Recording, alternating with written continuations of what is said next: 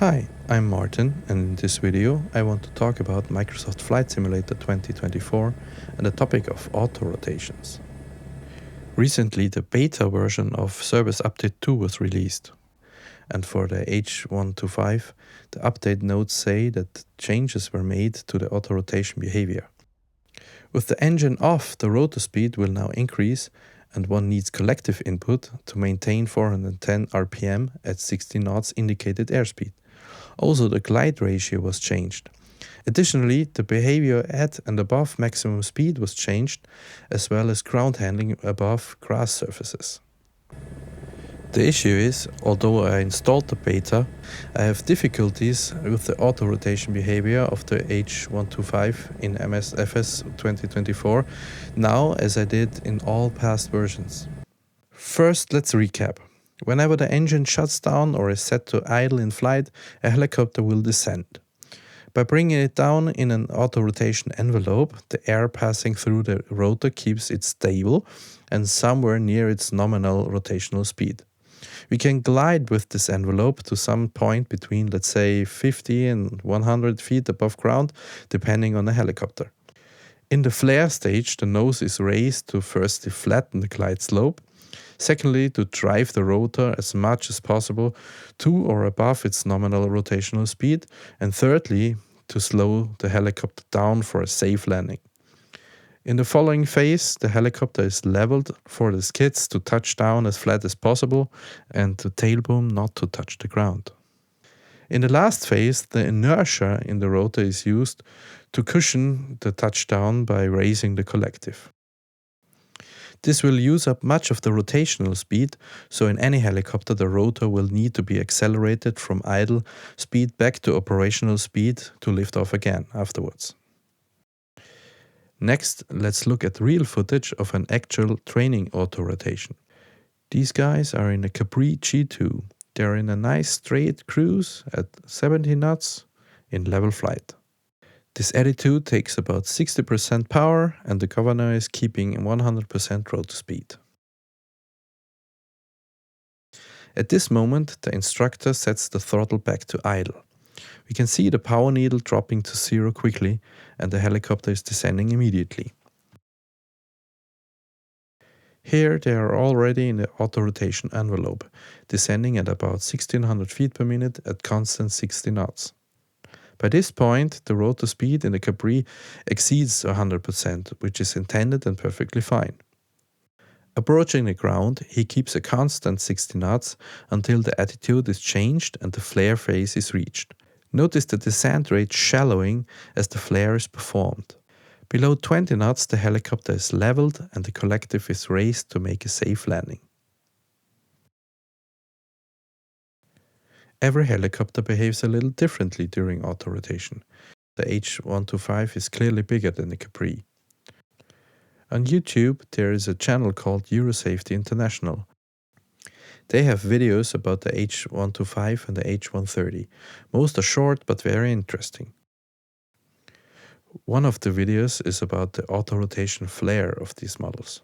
The gist of it is that the flare should be started at about 100 feet above ground with 70 knots entry speed.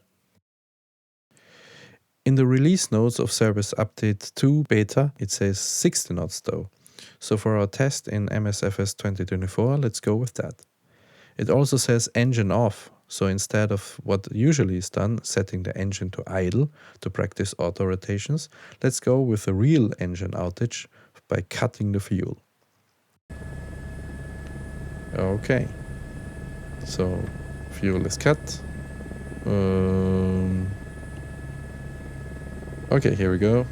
The shutdown is delayed. Okay, now we're in a descent. Let's flare it a bit to slow down to 60 knots. Okay, collective is all the way down. No RPM to adjust. Now we're in the 60 knots glide, but descending very fast. 100 mark, flare, and... Okay, not good. We crashed with fatal 2000 feet per minute in the flare phase. Let's do this again and use collective to help in the flare phase. So with some collective we get back in a 60 knots glide, still descending very quickly. Slowing down to 60 knots.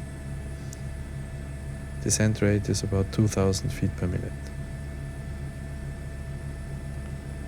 100 feet mark, flare, collective, and still not enough. More collective. Now this is generous inertia. I have the collective at just below 50% and the rotor RPM is still not dropping. We are just gently strolling down the runway until... that's a quick stop there as well. Also the rotor speed is still in the upper range, slowly coming down. Interesting.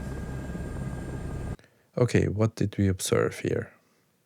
Cutting the fuel has a delayed effect. I would be very interested if that's realistic or not. Second, the auto-rotation entry is very smooth. There's no yaw spike like we see in the real life footage. Third, the rate of descent is very high, especially if we have the collective all the way down. Fourth, the flare doesn't decrease the rate of descent enough. More collective is needed to even manage a safe landing. Fifth, there is no drop in RPM with 50% collective. This is unrealistic both on the ground and in the air. Sixth, there is a lot of friction on the skids. And seventh, the rotor RPM takes a long time to decrease. Okay, so you might think I'm only a random hobbyist flight simmer, which yeah, it's true. But let's see how I am doing with the same strategy in X-plane. Cut the fuel. Okay, very different behavior. Cutting the fuel upsets the helicopter. Until I managed to lower the collective, the lower RPM horn went on.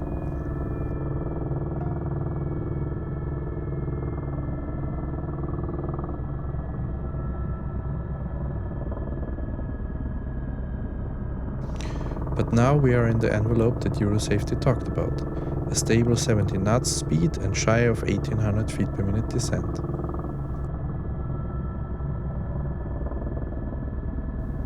We pass the 100 feet point, start the flare, keep the flare,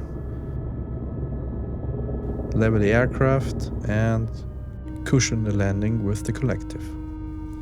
Rotor speed is much lower, since we use the energy and it still drops fast because there is no more power. Let's look at it again from the outside. The helicopter starts the descent.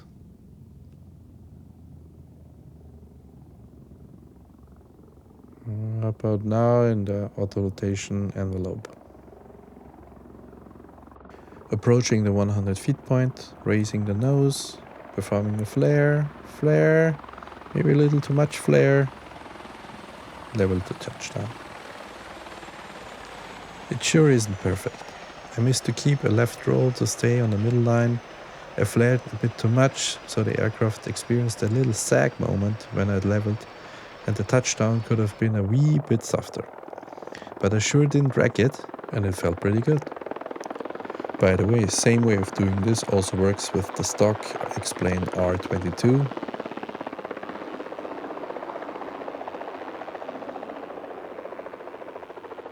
The Nimbus Huey.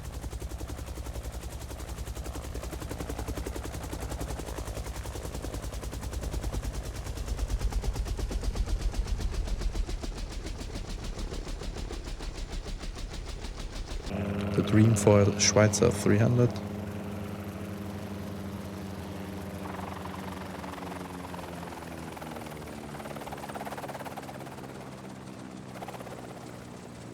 The V-Skylabs Capri G2.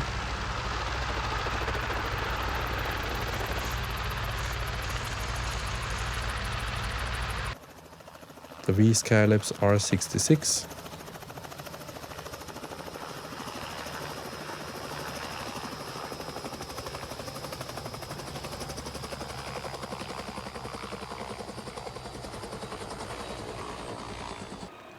Recently, V-Skylabs also released an upgraded version of their early access MD902 Notor, and it also auto-rotates quite nicely.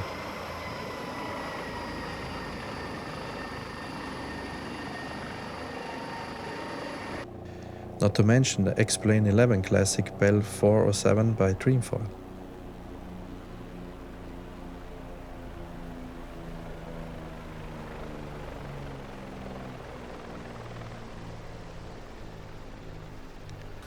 Okay, so this is X-Plane, but what about DCS? Well, here's the infamous DCS Huey. Here I went for 70 knots and 2000 feet per minute descent rate.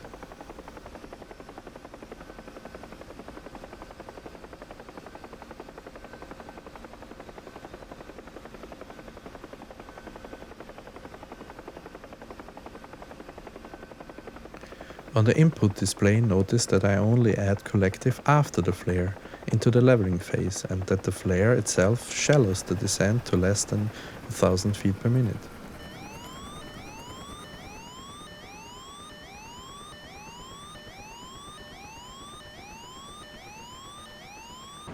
And last but not least, Cowan Sims R22 used in MSFS 2020. For the most part, it was also capable of auto-rotation practice. With a 60 knots glide, I got about 1800 feet per minute descent rate. The flare shallows the glide and increases the rotor RPM.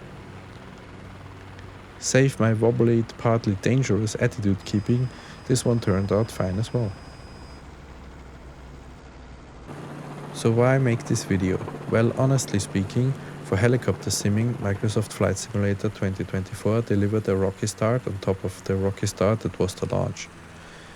Compatibility and availability of some of the third-party aircraft was, and in some part is, still not given, although it was promised. The community had to fight for basic functionality like behavior on helipads, aka the CFD dropout, and basic trim for the H125. Functionality and behavior that was working fine in MSFS 2020. On the upside, MSFS 2024 really looks awesome for the most part, with little more to no more demand on the PC hardware, and the patches and service update 1 improved some things and eliminated a number of bugs. On the downside though, there are a lot of bugs still there, functionalities are missing, and sadly here and there, the physics of MSFS 2024 just don't add up. And in this context, I found it strange to read these very specific notes about the auto-rotation behavior of the H125. To me they sound as if the physics are sound already, and little tuning was necessary to get them just right. But it is my impression that this is just not the case. But to be clear, the intent is not to bash MSFS 2024 because some things are lacking.